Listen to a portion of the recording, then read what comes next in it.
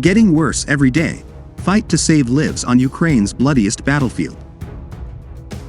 Just as firefighters receive word that the center of Bakhmut has come under heavy Russian artillery fire, another missile rips through the sky and lands within a meter of the base, helping Ukrainian frontline towns. Trapped the only survivor who could.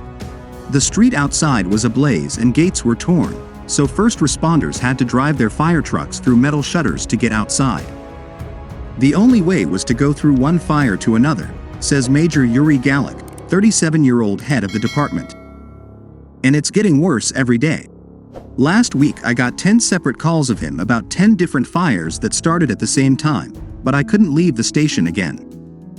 If we had left, as they have for many days, we would have been killed instantly.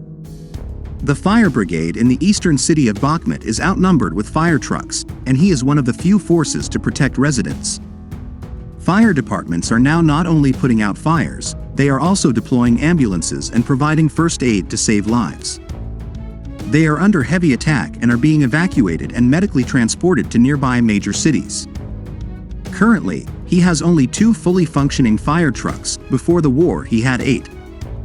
This is because Bakhmut, once a town of 80,000, now has a population of about 10,000, and the nearby town of Soledar has become the epicenter of Russia's bloody invasion of Ukraine. Cities celebrated by presidents while President Vladimir Putin is losing ground in the north and south, the east has become the focus of Moscow's wrath, making the region a valuable gateway to the rest of the important Donbass region.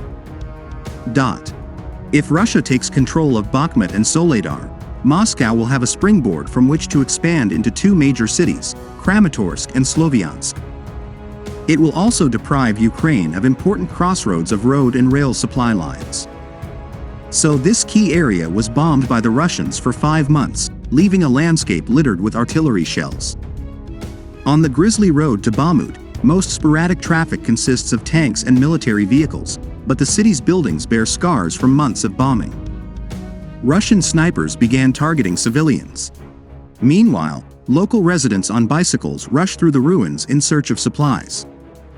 They barely flinch as the shells crash deafeningly close, sending smoke and ash and dust into the fog.